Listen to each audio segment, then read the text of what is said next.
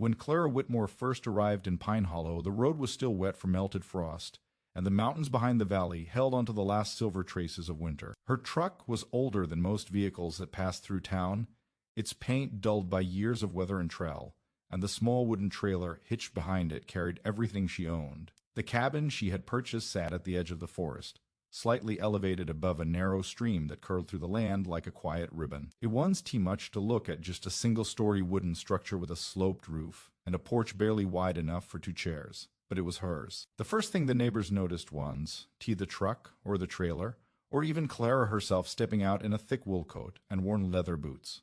It was the roof. Every house in Pine Hollow had a chimney. Some were brick, others metal stovepipes, some tall and proud like old sentinels, others short and practical. Smoke drifting from rooftops was as ordinary as birds on fence posts. It was how the town measured the season-thin white plumes in autumn, thicker gray spirals in deep winter, lazy drifting smoke in early spring mornings. Clara's cabin had no chimney. The roof was uninterrupted, clean, bare. No pipe, no vent, no metal flashing, nothing that suggested fire would ever burn inside. Old Mr. Garrison, whose property bordered the dirt lane leading up to Clara's cabin, noticed first. He stood leaning against his split-rail fence, arms crossed over a heavy flannel jacket, watching as Clara backed her trailer into place. His brow furrowed. Must be unfinished, he muttered to himself. By sunset, 2 more neighbors had driven by under casual pretense. Pine Hollow was not a place where newcomers arrived unnoticed. The town had fewer than 200 residents, and most of them had known one another for decades. Outsiders were rare, and women living alone even rarer. Clara worked steadily until dark. She unloaded wooden crates, a folded table, several canvas sacks, and bundles of what looked like tools wrapped in cloth. She moved with quiet efficiency, not hurried but purposeful. When she finally stepped inside the cabin, she closed the door gently behind her. That night, temperatures dropped below freezing.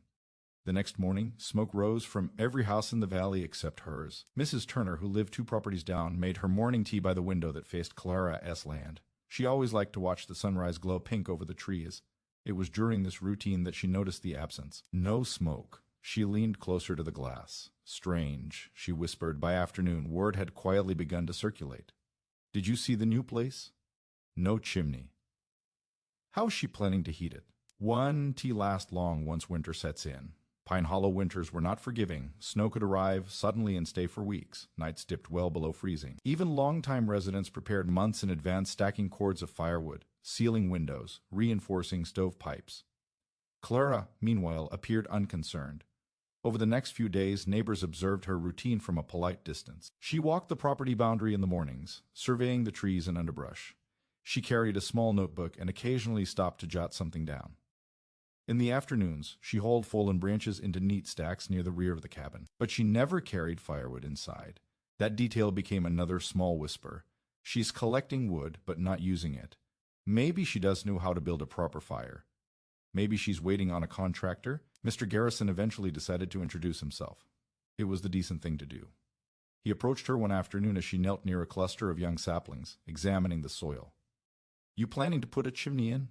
he asked plainly, gesturing toward the roof. Clara looked up, brushed dirt from her hands, and smiled. It was a defensive smile. It was calm, almost amused. "No, sir," she said gently. "I want to be needing one." Mr. Garrison blinked. "You want to be needing one?" "That is right." He glanced at the sky, where thin clouds were gathering. "You know winter is not mild here?" "I've heard," she replied. He waited for elaboration. None came. "Well," he said slowly, "if you change your mind, I've built a few in my day." "Thank you," Clara answered. "I appreciate that." He walked away, shaking his head. That night, frost crept across the valley like lace. Windows filmed with ice. The temperature fell lower than it had the previous evening. Again, smoke curled from every chimney in town. Again, Clara's roof remained empty. But something else began to happen. Just before dawn, when the air was still and the world held that heavy, muffled silence unique to cold mornings, Mrs. Turner noticed a faint mist rising not from the cabin roof, but from somewhere behind it. She narrowed her eyes. It was tea-thick smoke. It was lighter, like steam. She assumed it was fog lifting from the ground, but it seemed localized, hovering in a soft plume directly behind Clara's cabin. By the time the sun rose fully, it had vanished. The next morning it happened again, steam rising gently from behind the structure. Now curiosity replaced simple confusion. The town was not unkind. but it was cautious. They had seen newcomers fail before people enchanted by the quiet valley who underestimated the climate. Some left by February. Others struggled through one winter and never returned the next year. Clara, however, did not appear to be struggling. On the contrary, she seemed comfortable.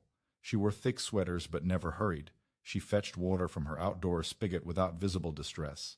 She even sat on her porch some afternoons, sipping something warm from a metal mug while reading. One evening, a particularly sharp wind swept through Pine Hollow. Branches rattled violently against trunks. The temperature plunged rapidly, and forecasts predicted the coldest night of the season so far. Mrs. Turner worried despite herself. "She's going to freeze," she told her husband. "Maybe she's got electric heat," he suggested. "On that old line?" Doubtful. Late that night, as wind howled down the valley, Mr. Garrison stepped outside to secure a loose tarp on his shed. His breath clouded heavily in the air. He glanced instinctively toward Clara's cabin. Still no smoke. He felt a twinge of guilt. Should he offer help? Bring spare wood? Insist she come stay inside his house for the night? But the cabin windows glowed softly with lamplight, and there was something else. A faint shimmer in the darkness behind the structure. He squinted. It looked like steam again, illuminated by moonlight. By morning, Pine Hollow awoke to glittering frost, so thick it coated fences like sugar. The stream near Clara's cabin had developed a thin crust of ice along its edges. And yet, when Clara stepped out onto her porch, she stretched leisurely, as if she had slept perfectly well. Mrs. Turner could not contain herself any longer. She bundled up and walked down the dirt path under the excuse of delivering a jar of homemade jam. Clara answered the knock promptly. Warmth drifted out as the door opened. Not blazing heat, but unmistakable comfort. "Good morning," Clara said cheerfully. Mrs. Turner stepped inside cautiously. The interior was simple, but thoughtfully arranged. A small kitchen area. A wooden table.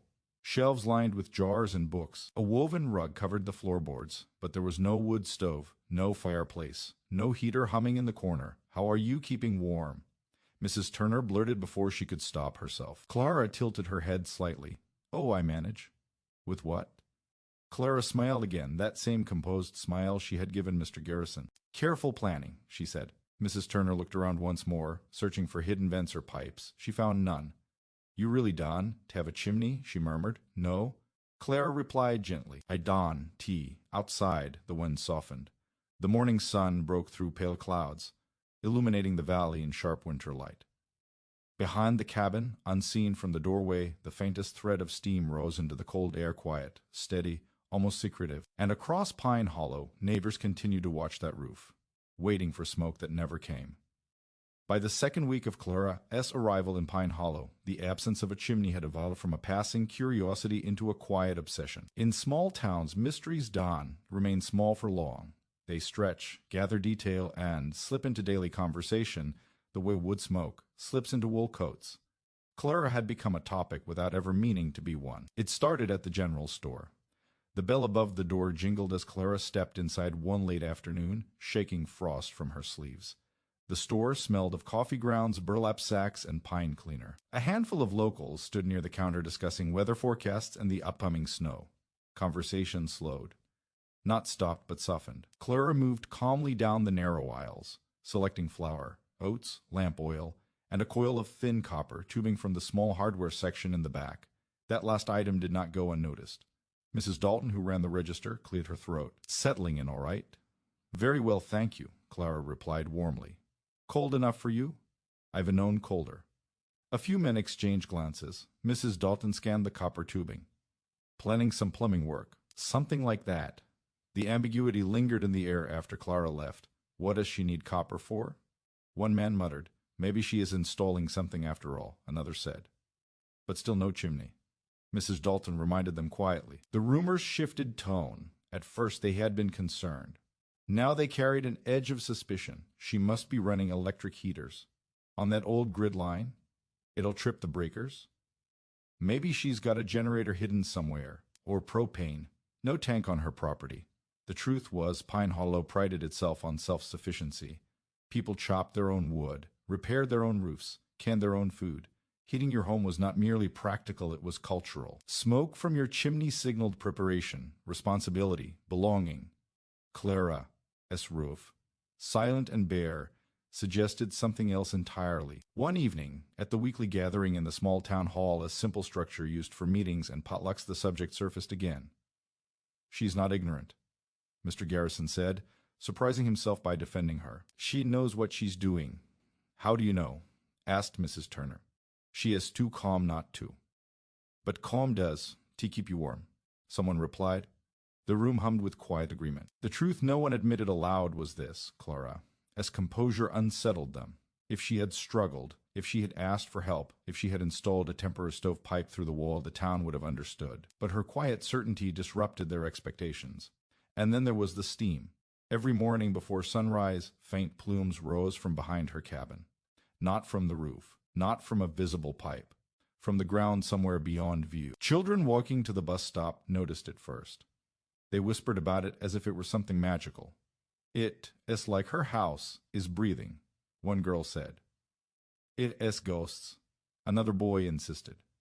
Adults dismissed the talk, but they looked for the steam, too. By the third week, the weather sharpened. A cold front swept down from the north, dragging heavy gray clouds behind it.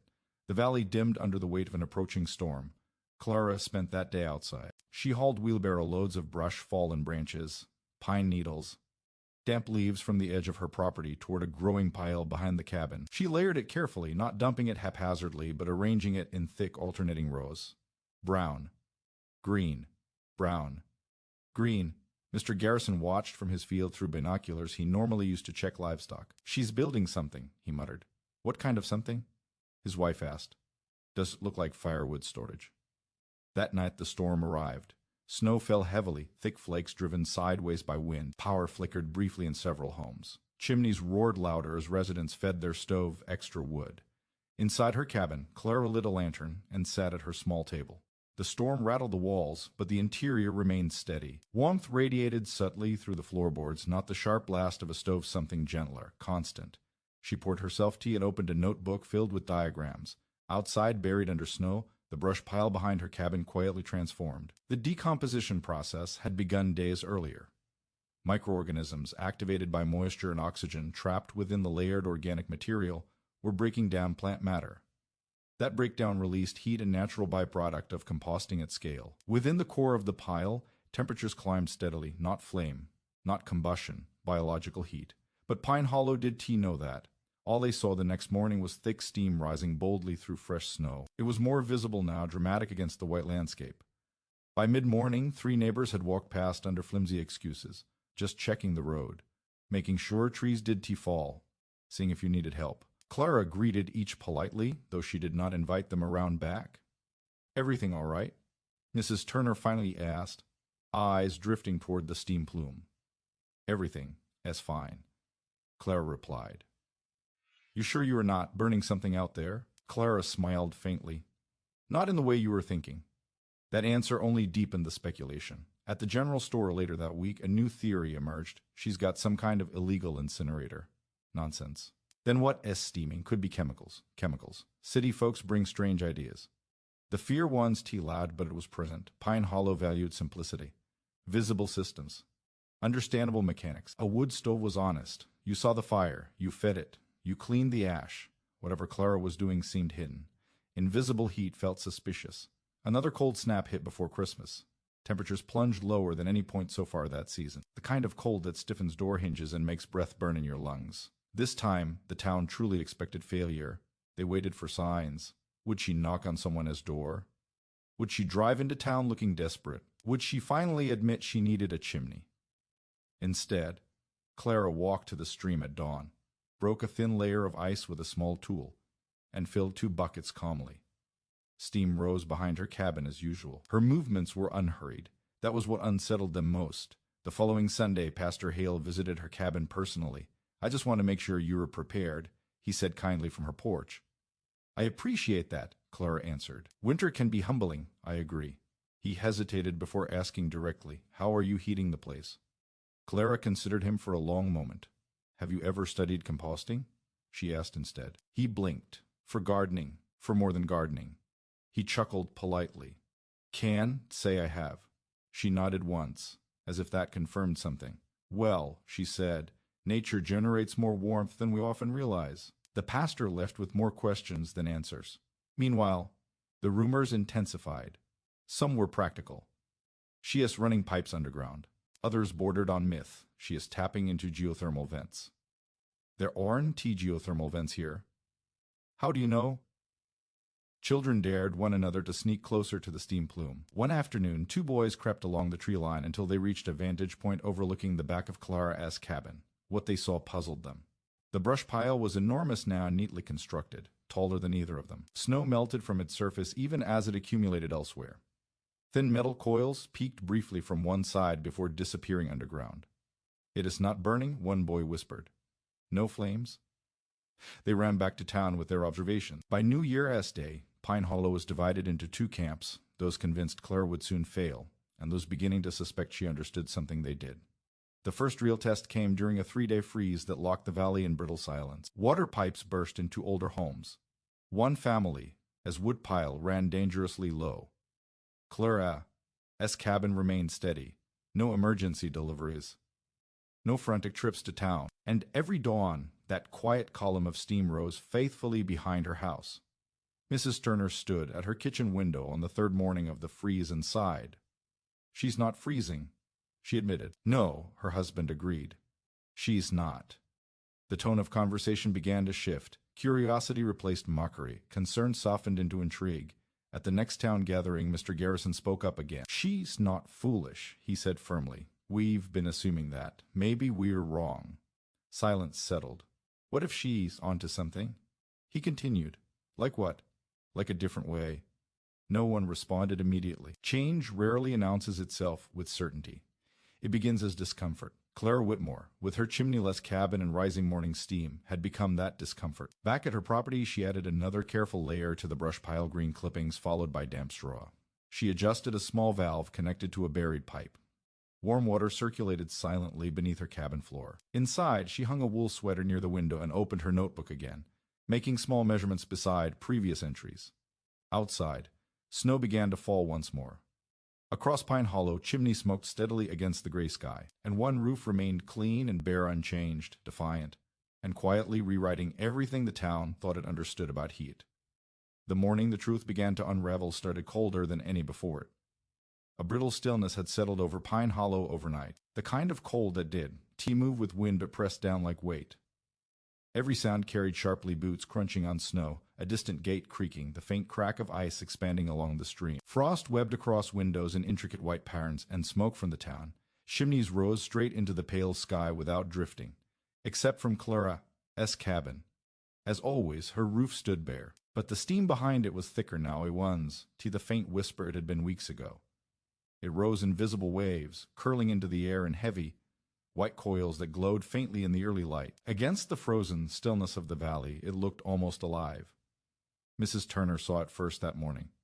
She had risen before dawn to stoke her wood stove and prepare oatmeal. When she stepped near the kitchen window, mug in hand, her breath caught. "That is not fog," she murmured. Her husband joined her, peering through the glass. The steam was rising consistently from one specific point behind Clara's cabin, not drifting randomly, not spreading low across the ground, focused, intentional. Within an hour, word began to move quietly between houses. By mid-morning, two men, Eli Bennett and Carl Morrison, found themselves walking the road that curved past Clara's property under the thin pretense of checking on the fence lines. They did plan to trespass. Not exactly. But curiosity has a way of bending lines. They stopped at the edge of Clara's land, where a sparse cluster of pines partially concealed the back of the cabin. From there, they could see the source clearly for the first time. The brush pile. Except it no longer looked like a casual pile. It was massive, nearly 6 feet high, carefully layered. Snow clung to its outer edges but melted in streaks near the top where heat escaped. The steam poured steadily from its crown. Eli narrowed his eyes. "That thing is alive," he muttered. Carl stepped closer, boots crunching loudly. They expected to see embers, smoke, maybe a faint orange glow. There was none. No flames, no ash, no crackling, just steady, rising heat. Eli circled slightly, trying to get a better angle, and then he saw it, copper, a glint beneath damp straw near one side of the pile. He stepped closer despite himself. There, partially visible between packed layers of organic material, ran a coil of copper tubing. It looped tightly through the mass before disappearing beneath the snow-covered ground, heading directly toward the cabin. Carl let out a low whistle. What in God's name? They moved even closer now, boots sinking into snow. The heat was noticeable as they approached, not intense, like a bonfire, but real. A subtle warmth radiating outward. Eli extended a gloved hand cautiously toward the surface of the pile. Steam brushed against his knuckles. He felt warmth seep through the wool. "It's hot," he said quietly. Carl crouched, brushing aside a bit of snow near where the copper coil vanished underground. The soil there was damp, unfrozen. "She is running something through it," Carl said. "Water, maybe." Neither man spoke for a long moment. The idea formed slowly. "This isn't tea burning," Eli finally said. "No. It is cooking." They both laughed nervously at the strange word choice. But the truth was becoming undeniable. They had expected recklessness. They had found design. Behind them, a voice spoke calmly. "You were standing in the warmest spot on the property." Both men spun around. Clara stood several yards away, wrapped in a thick wool coat, hands tucked into her pockets. Her expression was neither angry nor surprised, just observant. "We weren't tea trespassing," Carl blurted. "I did say you were." Eli cleared his throat. "We were just curious." "I gathered that." She walked toward them slowly, boots sinking softly into snow.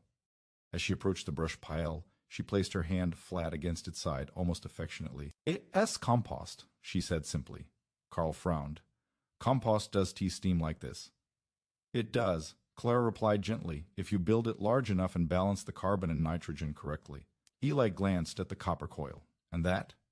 "A heat exchanger." Silence. The words meant something, but not fully. Clara knelt near the base of the pile and brushed aside a thin layer of straw to reveal more of the coiled copper tubing. "Microbial activity generates heat as organic material decomposes," she explained calmly. "In a pile this size, internal temperatures can reach 130 to 150 degrees Fahrenheit." Carl's eyebrows shot upward. "That is not possible?" "It is. Farmers have used compost heat for centuries in different forms." Eli shifted uncomfortably. "You were telling me this pile of sticks is heating your house." "Not directly," Clara corrected. "It heats water. The water circulates through these coils, absorbs the thermal energy, then flows beneath my cabin floor." Carl blinked. "Radiant heating?" The word hung in the cold air. Radiant heating. A system some heard about in modern construction but never imagined powered by a brush pile. "And your shower?" Eli asked cautiously. Clara smiled faintly. "Also connected." Both men stared at her. "You were bathing with compost water?" She laughed softly. "No. The water in the coils never mixes with household water. It transfers heat through a secondary exchanger tank inside." Carl stood slowly, mind racing. "So there's no fire. No chimney. No need." They looked back at the steaming pile, seeing it differently now. Not as waste, as machinery, organic, quiet machinery. Eli shook his head slowly. "How long will it last?" "If maintained properly. Several months per build. I'll start a second pile before this one cools." Carl crossed his arms. "And you are not worried it'll catch fire?" "It won. Tea combustion requires different conditions. This is controlled decomposition." The confidence in her tone unsettled and impressed them simultaneously. "You planned all this?" Eli asked. "Yeah, for Pine Hollow, for anywhere cold enough to need heat." A long silence followed. Steam rose between them, soft and constant. Carl finally exhaled. "You should.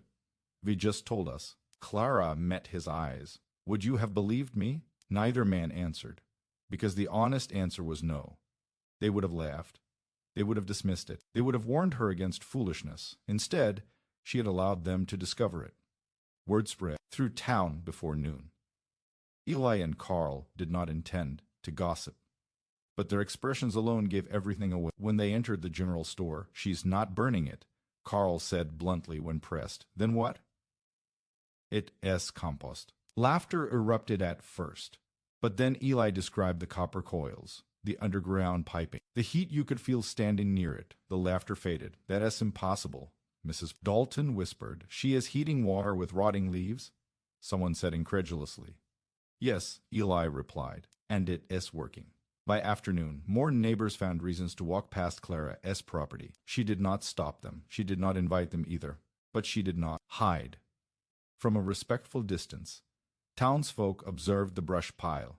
They saw no smoke, no flame, just steam and structure. By evening, Pastor Hale knocked on her door again, this time openly curious. "May I see it?" he asked. Clara nodded. They stood together beside the massive compost mound as twilight deepened around them. "It's remarkable," he admitted quietly. "It is natural," she replied. "Why don't more people do this?" She looked toward the valley where chimneys smoked steadily. "Because fire is visible," she said. "And what is visible feels safer." He considered that. Inside her cabin later that night, warmth radiated steadily through the floorboards. Clara lit a small lamp and poured hot water into a basin for tea. Outside, Pine Hollow was thinking differently for the first time. Children whispered about the hot pile. Adults argued about feasibility. Some remained skeptical, but doubt had cracked. For weeks, they had waited for smoke. Now they understood there would be none. The next morning, as dawn painted the sky pale gold, several neighbors stood openly at the edge of Clara's property. Not accusing, not suspicious, watching. Steam rose in thick, steady columns. Clara stepped outside, met their eyes, and gave a small nod. No chimney, no fire, and yet undeniable heat. Something had shifted in Pine Hollow. Not fully, not comfortably, but undeniably. The mystery was no longer whether Clara would survive winter. It was whether the rest of them had overlooked something hiding in plain sight all along. By the time the first real snowstorm of January rolled into Pine Hollow, the town no longer pretended that Clara's brush pile was an accident. They had seen it.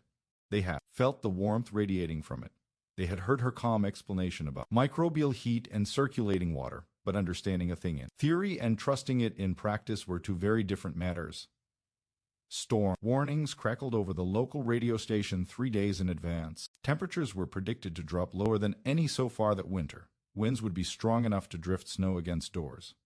Power outages were likely. Preparation began immediately across the valley. Wood piles were inspected and reorganized. Extra logs were stacked near back doors. Kerosene lamps were cleaned and refilled. Windows were sealed with plastic sheets and tape. Smoke thickened from chimneys as families tested their stoves at higher burn rates. And in the midst of that visible activity, Clara worked quietly behind her cabin. She added fresh layers to the compost mound, carefully measured ratios of green plant material and dry carbon matter. She turned certain sections with a pitchfork to ensure airflow. She checked the small thermometer probe, embedded deep in the core of the pile. 142 degrees Fahrenheit. Steady. She adjusted a valve along the insulated pipe leading underground and listened briefly for the faint hum of circulating water. Satisfied, she brushed snow from her gloves and went inside. Mrs. Turner watched all of this from her kitchen window. "I still don't trust it," she muttered to her husband. "You saw the steam." Steam isn't to heat inside walls. But doubt had softened into something more complicated. It wasn't disbelief anymore. It was worry. The storm arrived after midnight. Wind slammed into the valley like a physical force, rattling shutters and shaking tree branches violently. Snow fell thick and fast, piling against porches within hours. The sky disappeared behind white chaos.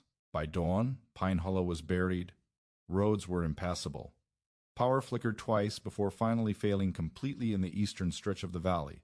Inside homes, wood stoves roared. Inside Clara's cabin, there was no roaring. Only a steady, radiant warmth. The floors held heat from the circulating water beneath them. The interior temperature did not spike high, but it did not fall either. It hovered comfortably in the high 60s, stable and even. Clara woke before sunrise, as she always did. She slid her feet onto the wooden floor and paused, warm. Not blazing, not cold. Just right. She pulled on wool socks and moved toward the small utility corner of her cabin where the heat exchange tank sat tucked neatly behind a wooden panel. She checked the gauge. Water entering from the compost coils, 138 gf. Water returning, 2 vf. Efficient. She nodded once to herself and turned toward the kitchen. Outside, snow swirled violently. Mid-morning brought the first real test. Mrs. Dalton, as wood stovepipe, clogged partially with ice near the cap, causing smoke to backdraft into her kitchen. Her son climbed onto the roof in brutal wind to clear it. At the Morrison house, their secondary heater, an old propane unit, refused to ignite properly in the extreme cold. Across the valley, chimney smoked heavily as families burned wood faster than usual to combat the wind-driven chill. Meanwhile, Clara stepped into her small washroom and turned the brass handle on her shower valve. Hot water flowed immediately. Steam filled the small space. She stood beneath it, letting the warmth sink into her shoulders as wind battered the walls outside. No generator, no propane tank, no fire. Just stored biological heat transferred quietly through copper coils. After her shower, she dried her hair beside the window and looked out at the storm. The brush pile behind her cabin was barely visible now, snow-coated its sides, but steam still rose stubbornly through the white. The system was holding. By afternoon, word spread that power had failed entirely in several homes. Electric baseboard heaters in the newer houses went silent. Families doubled their firewood usage. Concerns grew, and slowly, almost reluctantly, attention turned again toward Clara. "Is she still warm?" Mrs. Turner asked aloud. Her husband hesitated. There's only one way to know. They bundled heavily and stepped out into knee-deep snow, trudging toward Clara's property through gusting wind. When they reached her porch, Clara opened the door before they could knock. Warmth drifted outward like a quiet reassurance. "Come in," she said simply. Inside, the air felt stable. Not overheated, not smoky. No crackle of burning logs.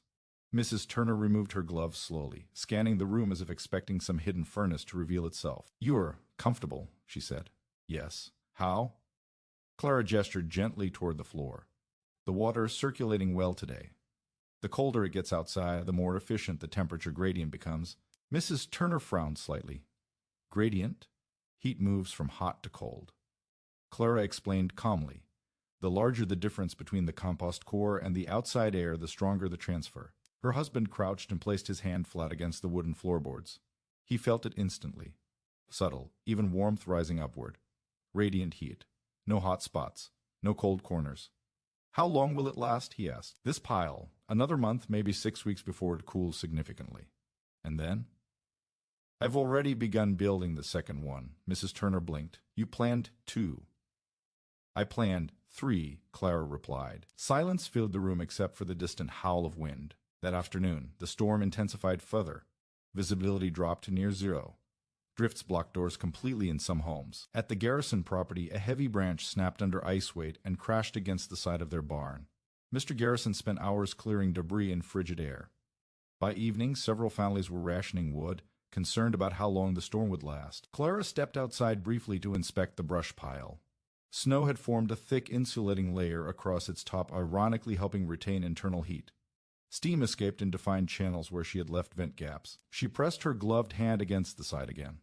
Still warm. Very warm. Back inside, she lit a lantern not because she needed heat, but because the power outage had darkened the valley completely. She prepared soup on a small propane camping stove used only for cooking and sat by her window watching white fury swirl across Pine Hollow. At the Turner house, tension rose. They calculated remaining firewood against projected storm duration. "If this goes another 2 days," Mrs. Turner began. Her husband did finish the thought. By the second night, exhaustion set in across town. Keeping wood stoves fed required constant attention. Ash had to be cleared, chimneys monitored. Airflow adjusted carefully to prevent smoke backup in heavy wind. Clara slept soundly. Her system required no midnight stoking, no smoke venting, no chimney clearing. Only the slow, tireless labor of microbes breaking down organic matter in darkness. The following morning, the storm finally began to ease. Wind softened. Snowfall thinned. Sunlight pierced through heavy clouds and hesitant beams. Across Pine Hollow, residents emerged cautiously from homes to assess damage and dig pathways through drifts. And then they saw it. Steam.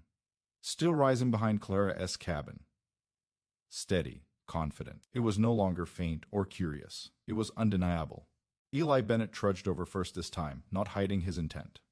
"Show me," he said when Clara stepped onto her porch. She led him around back without hesitation. He stood before the brush pile again, now half buried in snow, steam cutting sharply through the cold morning air. He felt the heat on his face. "You did burn a single log," he said quietly. "No." "And you did freeze?" "No."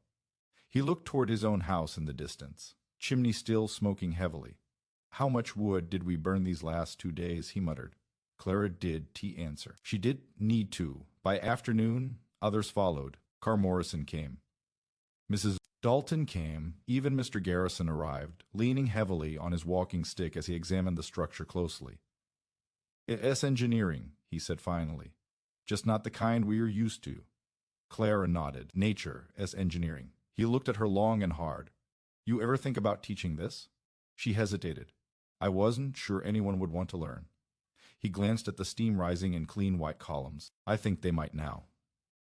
As the valley began digging itself out from snow, a shift settled quietly over Pine Hollow. Chimney still smoked. Wood stoves still burned. But for the first time, people understood that heat did not have to roar to exist. It could hum quietly underground. It could rise invisibly from decomposition. It could move through copper veins hidden beneath snow. That evening, Clara took another long, hot shower. Steam fogged her small bathroom mirror. Outside, Pine Hollow stood changed not by force, not by argument, but by evidence. Her cabin had no chimney. And after the storm, no one was laughing anymore. By late January, Pine Hollow had stopped asking whether Clara's system worked. The storm had answered that. What lingered now was something quieter and far more powerful than doubt calculation. People were counting. Counting the wood they had burned during the storm. Counting the hours spent tending stoves. Counting the dollars they would spend restocking their dwindling piles before February, as deep freeze. And though no one said it aloud at first, they were counting the number of logs Clara had burned. 0. The snow from the storm settled into hardened layers along rooftops and fences. The valley glowed bright under pale winter sun, but the cold intensified.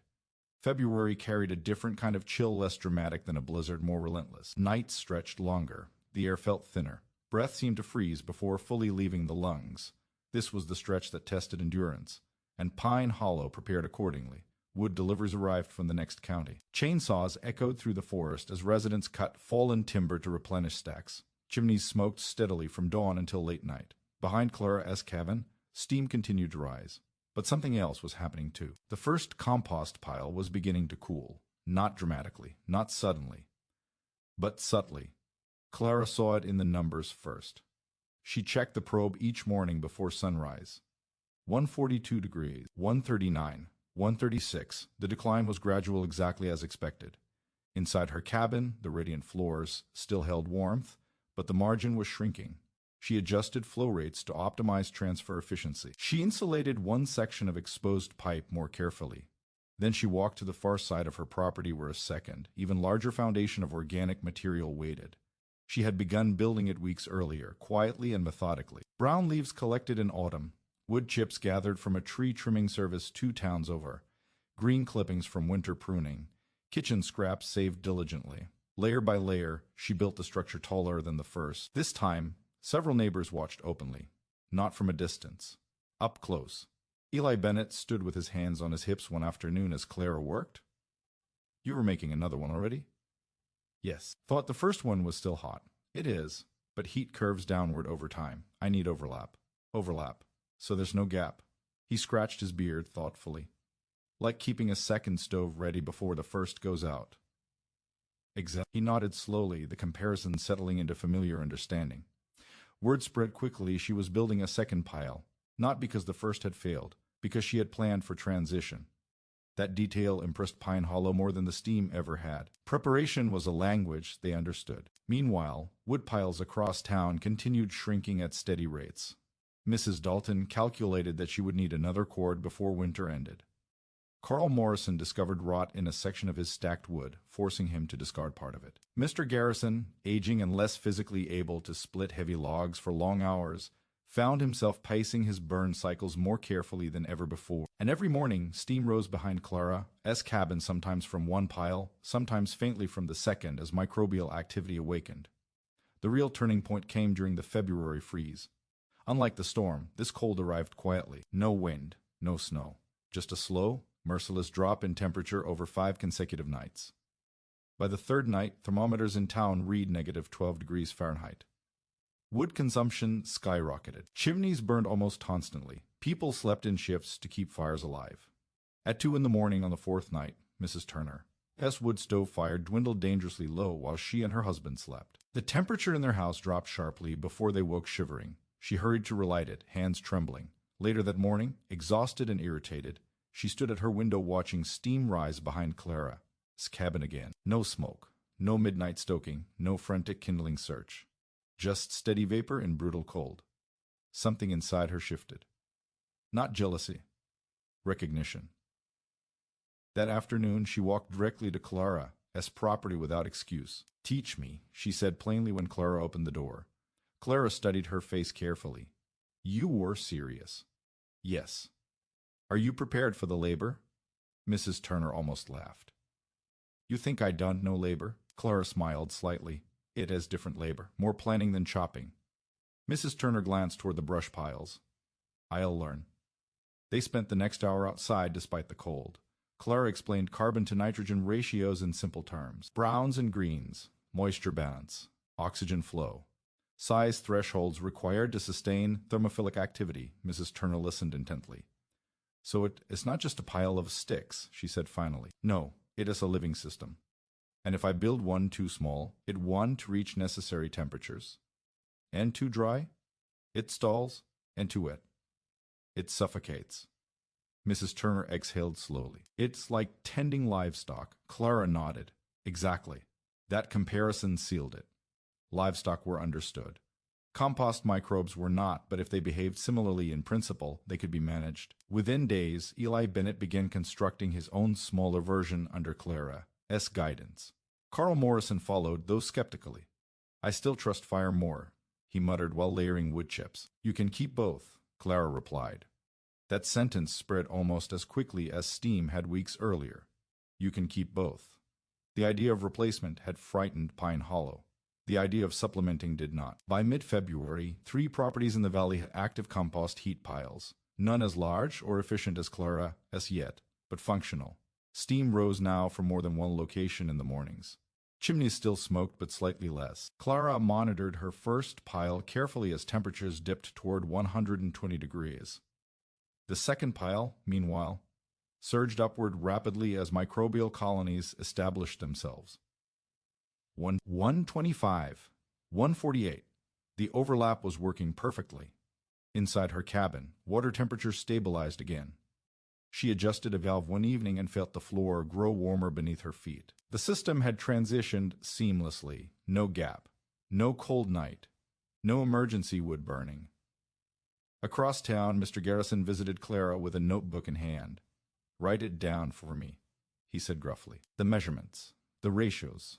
She invited him inside, and together they drafted basic schematics at her small wooden table. As she sketched the coil layout and flow path, he shook his head in quiet amazement. All these years splitting logs, he murmured. And you still can, Clara replied. This does erase tradition. He looked at her sharply. You were not trying to change everything. No, I am trying to add something. He considered that long after leaving her cabin. The February freeze lasted 6 full nights. By its end, wood piles in Pine Hollow were dangerously reduced. But Clara's compost system had consumed nothing but organic waste already present on her land. Mrs. Turner's experimental pile reached 120 degrees, enough to preheat water feeding into her conventional system, reducing her wood usage significantly. Eli Bennett reported that his smaller radiant loop under a section of his floor had taken the edge off nighttime cold. Carl Morrison admitted grudgingly that he had burned fewer logs than expected. The valley began to look different at dawn. Steam rose from brush piles alongside chimney smoke, not as replacement, as reinforcement, and the laughter that once followed Clara, as chimneyless roof had disappeared entirely. One evening, as pink winter light faded over snow-covered fields, Clara stood outside watching steam curl upward in soft spirals. Footsteps crunched behind her. It was Mrs. Turner. I misjudged you, she said simply. Clara turned, eyebrows lifting slightly. We all did, Mrs. Turner corrected herself. Clara smiled gently. You weren't wrong to question. No, Mrs. Turner admitted. But we were wrong to assume. They stood in silence for a moment. Do you miss a chimney? Mrs. Turner asked finally. Clara glanced at her roof, clean and white against the darkening sky. No, she said. Across Pine Hollow, fires still burned, but fewer logs were thrown in that night, and in the quiet spaces between crackling flames, something else had taken root. Not just compost. Confidence. The winter test had not only proven Clara's system, it had begun reshaping the valley's idea of heat itself. By the time March approached, Pine Hollow no longer watched Clara's roof. They watched the ground. Steam had become part of the valley's morning language. It rose from behind her cabin in steady white ribbons, and now from 3 other properties as well, smaller plumes, sometimes uneven, sometimes sputtering as their builders learned balance and timing. But they were there. The sound of splitting wood still echoed through the hills, but less frequently. Chimneys still smoked, but not as desperately. The town had not abandoned fire. They had simply met another form of heat. Clara's second compost mound was now at peak performance. Internal temperatures held consistently between 145 and 150 degrees Fahrenheit. The first pile, though cooling, still contributed mild preheating through a secondary loop she had cleverly left connected. Inside her cabin, warmth remained constant. No spikes. No dips. Just a steady, even comfort that no one in Pine Hollow could ignore anymore. What changed most in late winter was not the temperature, it was the tone. People no longer approached Clara with suspicion or even cautious curiosity. They approached her with notebooks. One afternoon, the small town hall filled not for a potluck, not for a council meeting, but for something new. A workshop. Clara stood at the front of the room beside a chalkboard borrowed from the schoolhouse. She had drawn simple diagram circles representing compost cores, arrows showing water flow, notes about moisture and oxygen. The room smelled faintly of damp wool and coffee. Mr. Garrison sat in the front row, Mrs. Turner beside him. Eli Bennett leaned against the back wall. Even Pastor Hale attended. Clara did not lecture like an expert asserting superiority. She spoke like someone explaining something practical and reachable. Compost heat relies on scale, she began. Small piles, 1, to reach necessary temperatures. The core must be insulated by its own mass. She drew a large circle. Carbon materials, dry leaves, straw, wood chips provide structure and fuel. Nitrogen materials, green plant matter. Kitchen scraps feed microbial growth. She wrote a ratio on the board. Too much nitrogen creates odor and collapse. Too much carbon slows activity. Balance matters. Hands rose throughout the session. What about rodents? Build dense outer layers and avoid food waste near the surface. What if it freezes solid? If constructed properly, internal heat prevents full freeze. Snow becomes insulation. How long does one pile last? 3 to 4 months at peak, depending on size and maintenance. And cost? Someone asked. Clara paused. What would you pay for independence? She replied gently. Silence followed that. Because independence was a currency Pine Hollow understood deeply. By the end of the workshop, 7 families had committed to trying compost heat before next winter. Not abandoning wood. Supplementing it.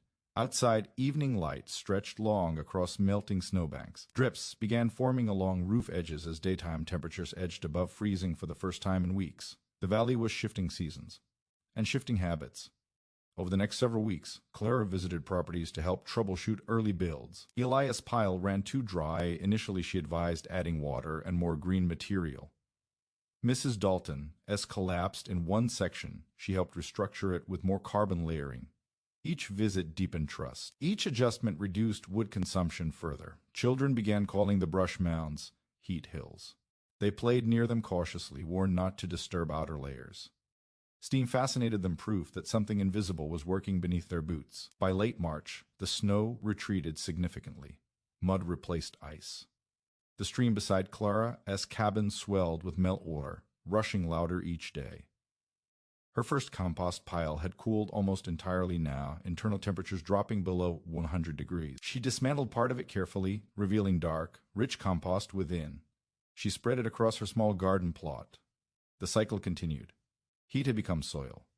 Soil would become food. Food would produce scraps and plant matter, and the next pile would rise again.